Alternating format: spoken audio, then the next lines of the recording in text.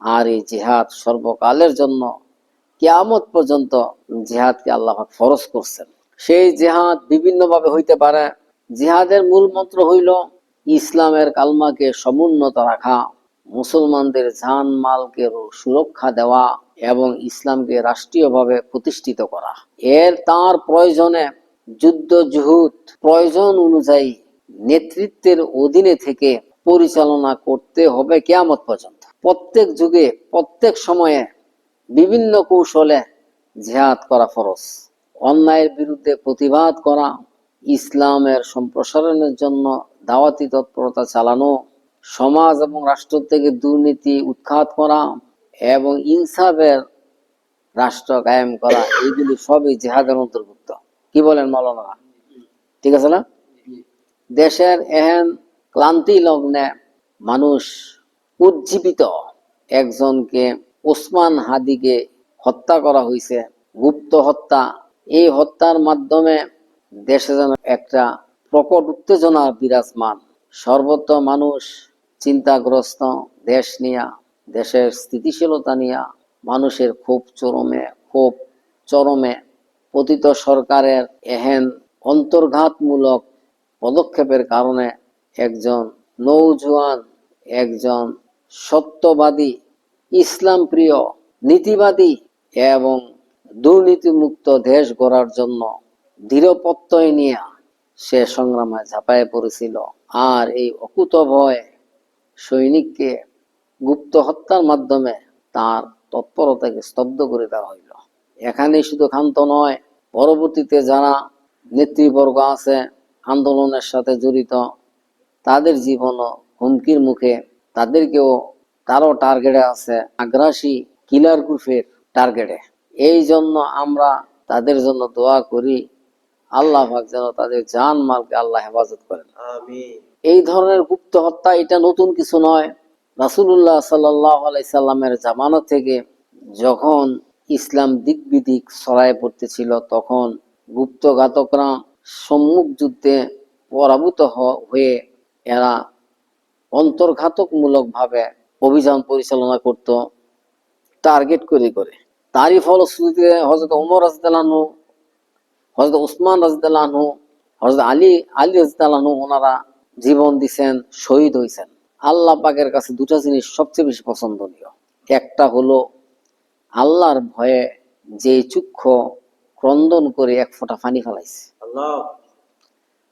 আর যে ব্যক্তি আল্লাহ দ্বীনের জন্য, দেশ যদি স্থিতিশীল না থাকে, দেশ যদি করাপ্টেড থাকে, দেশ যদি বদ্দিনীর সয়লাভে ভরে যায়, তাইলে মোমেন বান্দা, আল্লাহ পাকের বান্দা বান্দিরা কিভাবে এই দেশে বসবাস করবে এবং ইসলামকে ধারণ করবে?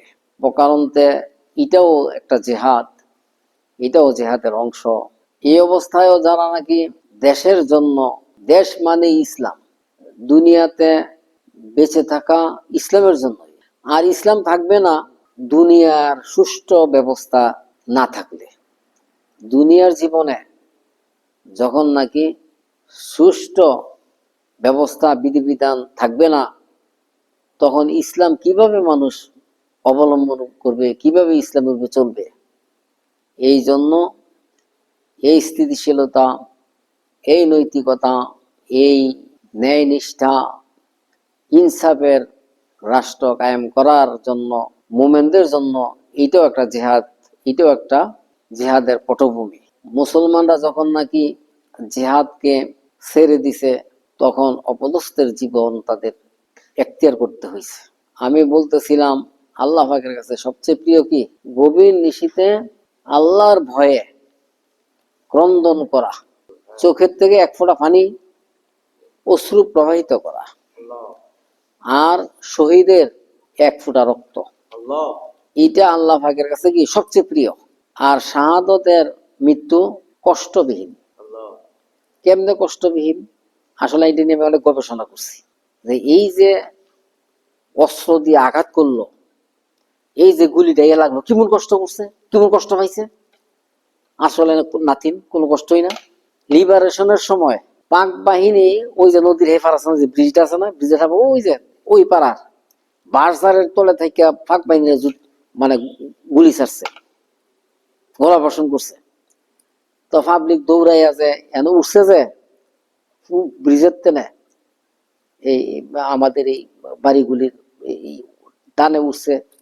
তো এক লোকের গুলি এখানে লাগছে, পায়ের মধ্যে গুলি ফট করে লেগেছে। কিন্তু আসলে অনেক রেজি গেছি যে আপনি যে এই যে আঘাত ফেলেন, কথা আমি আমি কই দিতাম না, কি আমি কই দিতাম না। আর মিয়া আমারে আল্লাহ এটা বুঝাইছে, আমি একটা গাভী ফালতাম, এটা বড় উগ্র অস্ট্রেলিয়ার গাভী, প্রায় 5-7 বছর আগের কথা, আরো বেশি, 10 বছর আগের কথা। এই যে মাঠের মধ্যে খোঁড়া দিছি না, মাঠের মধ্যে খোঁড়া দিছি, তো এটাই করছে কি মানে লেঙ্গুর নাঙ্গাইয়া মানে দিছে, মানে দৌড়। তো খোঁড়াটা উইটা তীরের মতো আমার ফিটের মধ্যে নিচ্ছে, একদম মানে 3.5 ইঞ্চি পরিমাণ ভিতরে ঢুকছে এই যে মেরুদণ্ডের মধ্যে। আল্লাহ কি রহমত, এটা যদি ফুসফুস বেদ করতে অফিসে দা আমি শেষ আছিলাম বাস। এইটা আমার বাস্তব বাস্তব একটা অভিজ্ঞতা।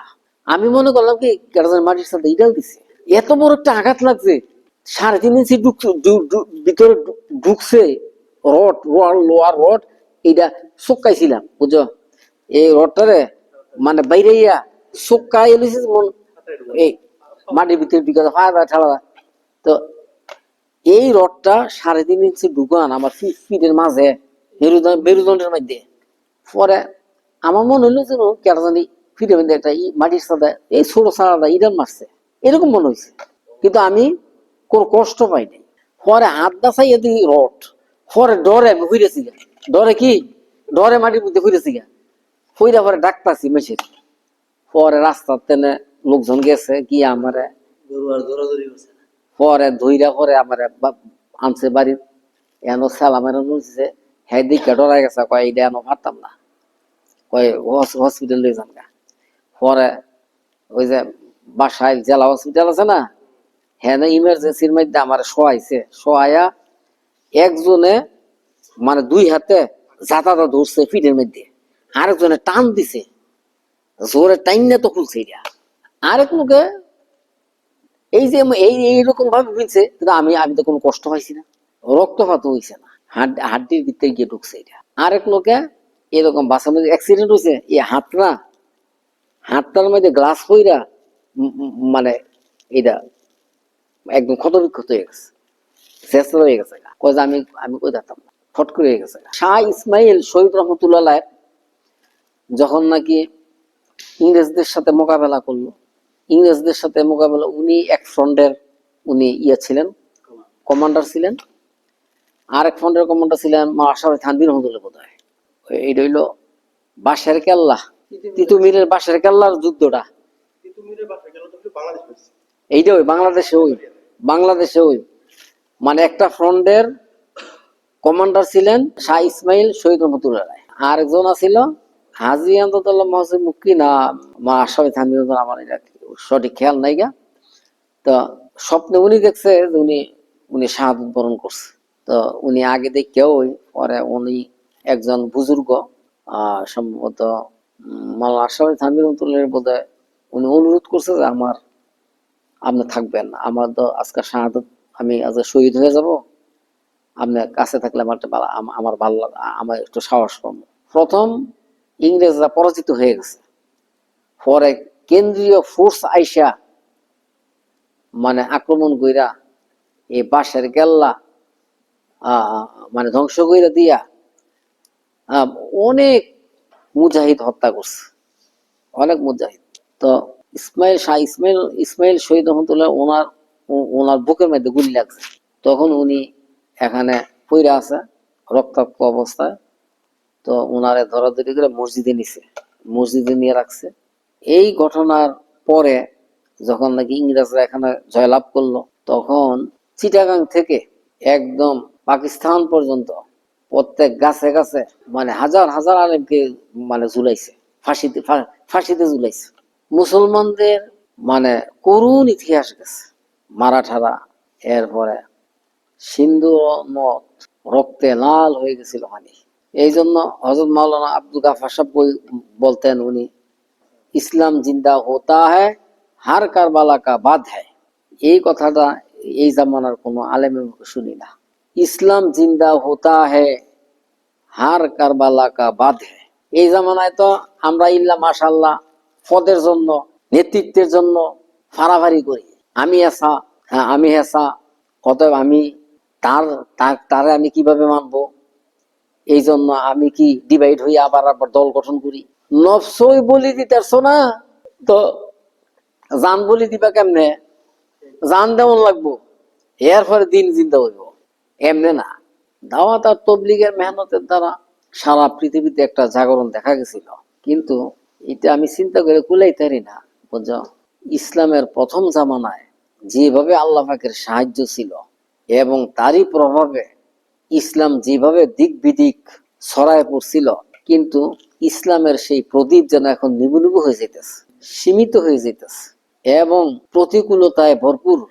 কোথাও যদি ইসলামের একটু ঝলক দেখা যায়, সেখানে খতরা নেমে আসে এবং তার কারণে সেখানে আমার এই বদ্দিনের সয়লাভ চলে আসে। এই বদ্দিনের সয়লাভ চলে আসা, এটা মুসলমানের জন্য, ইসলামের জন্য এটা ক্ষতিকারক। সামাজিক পরিবেশ, মানুষের নৈতিকতা ইত্যাদিকে ধ্বংস করে। এই জন্য এটার বিরুদ্ধে সোচ্চার হয়ে যাওয়া এই জাতির জন্য জেহাদের একটি অংশ। আমি এই লাইনে কোনো কথা বলি না, আমি কোনো রাজনৈতিক দলও করি না। কেন করি না? আমার শায়েখে করছে না। ইয়া আল্লাহ, ইয়া আল্লাহ, ইয়া আল্লাহ, দেশের মানুষদের জানমালকে রক্ষা করেন আল্লাহ। ইয়া আল্লাহ, দেশের মানুষের জানমালকে রক্ষা করেন আল্লাহ। ইয়া আল্লাহ, যারা দুর্নীতিগ্রস্ত, যারা দেশের বিরুদ্ধে আল্লাহ চক্রান্ত করে আল্লাহ, ইয়া আল্লাহ, হয় তাদেরকে হেদায়েত দেন, নয়তো ধ্বংস করেন আল্লাহ। ইয়া আল্লাহ, দেশবাসীকে রক্ষা করেন আল্লাহ। ইয়া আল্লাহ, যে নাকি শহীদ হয়েছে আল্লাহ, তার শহীদ হিসাবে কবুল করেন আল্লাহ। ইয়া আল্লাহ, তাকে ক্ষমা করে দেন আল্লাহ। ইয়া আল্লাহ, আর যেন একটা প্রাণ না ঝরে গো মাওলা। ইয়া আল্লাহ, জালেমদের হাতে যেন আর একটা প্রাণ না ঝরে মাওলা। ইয়া আল্লাহ, ইয়া আল্লাহ, জালেমদেরকে আল্লাহ আপনি ঠেকেল দেন গো মাওলা গো। ইয়া আল্লাহ, এই দেশকে রক্ষা করেন, দেশের মানুষকে রক্ষা করেন আল্লাহ, ইসলামকে রক্ষা করেন আল্লাহ, দ্বীনকে হেফাজত করেন আল্লাহ। ইয়া আল্লাহ, সমস্ত চক্রান্তকে নস্যাৎ করে দেন আল্লাহ। ইয়া আল্লাহ, দিন দুনিয়ার সফলতার কামিয়ে বিধান করেন আল্লাহ। ইয়া আল্লাহ, দিন ওয়া আলিহি ওয়া আসহাবিহি ওয়া বারিক ওয়া সাল্লিম কামা তুহিব্বু ওয়া তারদা আদাদা মা তুহিব্বু ওয়া তারদা।